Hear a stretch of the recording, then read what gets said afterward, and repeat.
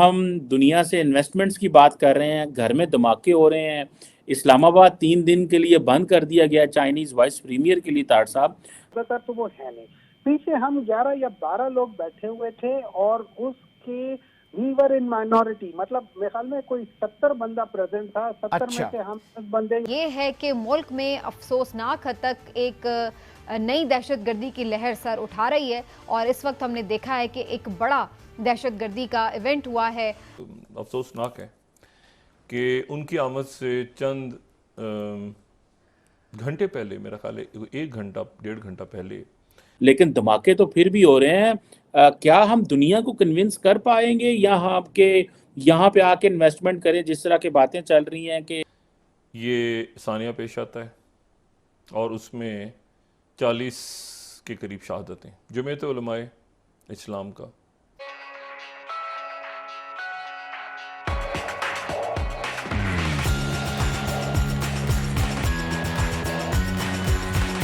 Middle eastern ममालिक कोई पाकिस्तान में इन्वेस्टमेंट कर रहे हैं।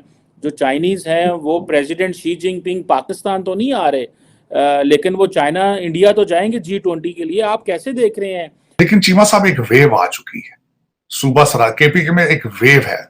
पिछले आपने देखा होगा 1 हफ्ते में तकरीबन 3 ब्लास्ट हुए हैं, जिसमें बिलखसूस एक मस्जिद के अंदर, जिसमें अदनान अफरीदी SHO था। मैं समझता हूँ कि अल्लाह ताला उसको जन्नत में जगह दे। उसने बड़ी बहादुरी के साथ वो अंदर घुसा है और फिर वो ब्लास्ट के अंदर, यंग आदमी, very nice handsome looking gentleman. लेकिन इसमें इशारे दुनिया को क्या जा रहे हैं, इशारे क्या जा रहे हैं दुनिया में। दूसरी तरफ आप कहते हैं कि हम एग्रीकल्चर रेवोल्यूशन आएगा, दूसरा कह रहे हैं कि जिस तरह आप कह रहे हैं रिफाइनरी की बात हो रही है ग्वादर के अंदर, $10 बिलियन की सऊदी अरेबिया बड़ा इंटरेस्टेड है और बड़ी मैच्योर हो रही है हमारी डीलें।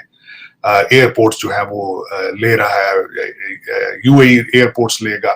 तो वो सारे जो लोग आएंगे वो किन हालात में आएंगे, कैसे आएंगे। और दूसरा, अफसोस के साथ मैं ये कहूंगा, अफसोस के साथ, कि कुछ लोग इसके ऊपर प्रोपेगेंडा कर रहे हैं कि ये इलेक्शन डिले करने के लिए धमाके कराए जा रहे हैं। कुछ ये भी इसको इस्तेमाल कर रहे हैं अपने सियासी मकासद के लिए।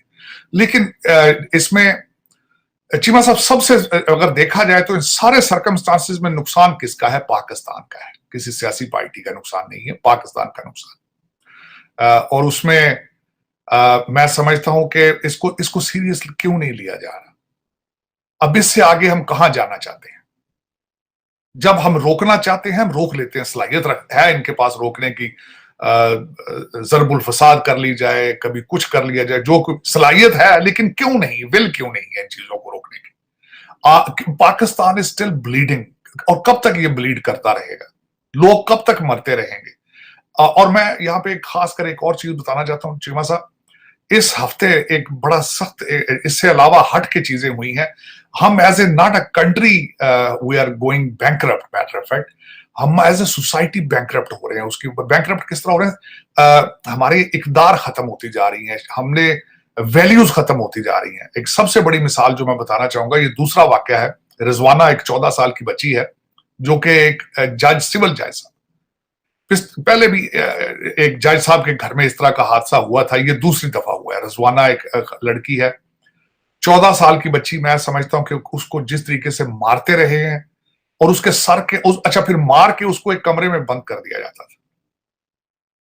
और उसके सर के जख्मों के अंदर कीड़े पड़ चुके हैं, इन्फेक्शन हो चुका है और वो पता नहीं बचती है या नहीं बचती।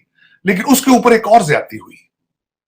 उन जज साहब की बीवी जो कि मुलजमा है, उनको बेल बिफोर अरेस्ट दे दी गई हाई कोर्ट की तरफ से। और ये पाकिस्तान के अंदर स्लेवरी, ये जो मैं इसको स्लेवरी कहूंगा, इस स्लेवरी के ऊपर IMF की नजर क्यों नहीं पड़ती है? इस स्लेवरी के ऊपर ह्यूमन राइट्स वालों की नजर क्यों नहीं पड़ती है? इस स्लेवरी के ऊपर अमेरिकन एम्बेसडर की और ब्रिटिश एम्बेसडर की क्यों नजर नहीं पड़ती है? और इसी स्लेवरी के ऊपर हमारा एचिसन से पड़ा, बाहर का पड़ा एक नवाबजादा जो इस वक्त सियासी जज है, उसने सो मोटो एक्शन क्यों नहीं लिया इस पे? वो क्या चाहता है? 1 साल से वो सियासत में बंदा एंगेज है, हर सियासी चीज के अंदर उसने जमानतें दी हैं, सब कुछ। एक वर्कर्स कन्वेंशन हो रहा था और अभी तक ये बात, मैं मुख्तलिफ वहाँ पे मेरे लोगों से बात हुई, वहाँ पे जो इमदादी कार्रवाइयों में और उसमें मुलविस हैं,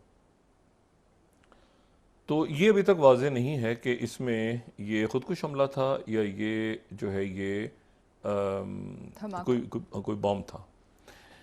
और ये जो है ये आप इसको इस तरह से देखें कि इसके फ़ौरन ही बाद जो है वो अफ़गानिस्तान से स्टेटमेंट आई और उसमें अमारात इस्लामिया की तरफ से इस पे ताज़ियत भी की गई और ये भी कहा गया कि वो इसकी मज़म्मत भी करते हैं और उन्होंने अपने आप को अलग किया अमारात इस्लामिया, क्योंकि आगे जाके देखें ये पाकिस्तान, अफ़गानिस्तान, उज़्बेकिस्तान ऑलरेडी माहदे हो चुके हैं और वो ये सी पैक के अंदर अफ़गानिस्तान भी आगे जाके शामिल हो जाएगा। लेकिन कुछ अनासर ऐसे हैं जो अभी यहाँ पे इन पूरे प्रोजेक्ट्स को ख़राब करना चाहते हैं। ये मेरा तज़्किया है जो कि गलत भी हो सकता है, लेकिन मैं इस वाक़े को आइसोलेशन में नहीं देख रहा। इस वक्त ये ब्लास्ट होना, ठीक है ना, इसका अभी ज़िम्मेदारी किसी ने नहीं ली। यकीनन कोई लोकली होगा जिसने ब्लास्ट किया, लेकिन इसकी टाइमिंग्स, इसका मकसद, ठीक है, और ख़ास तौर पे जब ये कि वो इन्वेस्टमेंट में पाकिस्तान में बात हो रही है कि बाहर से इन्वेस्टमेंट लाई जाए, तो ये अनासर के जो दहशतगर्दी और ये सारा के सेफ़ नहीं है पाकिस्तान और ये वो सारा, तो ये अभी आप समझ लें कि ये आगे जाके जैसे जैसे ये कोई अच्छी चीज़, अच्छी खबर लॉन्ग टर्म आएगी, तो साथ साथ ये इस तरह के सिग्नल्स भी आपको आने शुरू होंगे कि कुछ अनासर हैं जो कि उसको रोकना चाह रहे हैं इन प्रोजेक्ट्स को।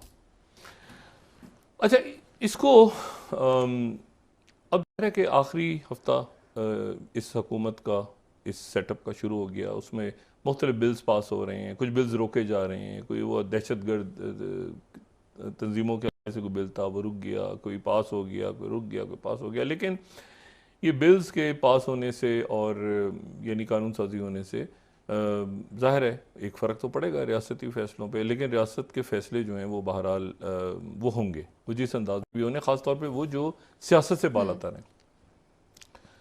और मैंने आपसे ये भी कहा कि इस वक्त जो है वो पूरी दुनिया इस वक्त मुख्तलिफ कैंप्स का रुख कर रही है या कैंप्स में शामिल हो रही है या वो फ़ैसला कर रही है कि हमने क्या करना है, क्या नहीं करना। कुछ स्विंग स्टेट्स हैं जो दरमियान में सोच रही हैं कि हम इस वक्त किस तरफ जाएं, क्या हमें मुकम्मल तौर पे एक तरफ जाना चाहिए या दरमियान में रहना चाहिए, या हमें मतलब किस झुकाव किधर होना चाहिए। ये पाकिस्तान की जो बात है इसको हमने बड़ा लाइटली लिया पिछले दिनों और उसके रीजंस थे, लेकिन अगर IMF पाकिस्तान को पैसे नहीं देता तो पाकिस्तान के पास एक प्लान बी था। बिल्कुल, एक वो क्या था उसको छोड़ दें आप, वो था वो, हाँ वो उसको छोड़ दें आप, वो उसको आप छोड़ दें। लेकिन इसहाक डार साहब तो जाहिर है कि एक नुमाइंदगी करके तो लोग सियासी बयान लेते हैं, लेकिन there was a plan B कि अगर आपको आगे प्रॉब्लम्स हों तो एक plan B, there was a plan B, ठीक है। अच्छा, अब वो क्या था, हर बात तो हमें भी इतना ही पता है कि एक था, ठीक है, लेकिन वो एज पे ले जाके आखिरी दिनों में क्या हुआ और वो IMF का शुक्रिया अदा किया, सब कुछ किया, लेकिन वो एक एज तक ले गए कि पाकिस्तान डिफ़ॉल्ट की तरफ जाए। और फिर उसके बाद जो है वो एक बहुत टफ नेगोशिएशंस हुई और उसके बाद ये मामला हमारा आगे बढ़ा। और अभी ये जो प्रोजेक्ट लॉन्च हो रहे हैं जिस पे कहीं कोई ताजुब का इजहार कर रहा है, कोई बड़ा परेशान हो रहा है, कोई बड़ा हैरान हो रहा है, तो ये ऐसे ही, ये जो है ना, ये ऐसे ही होना, ये बिल्कुल ठीक हो रहा है। ये जो है ये ऐसे ही होना था।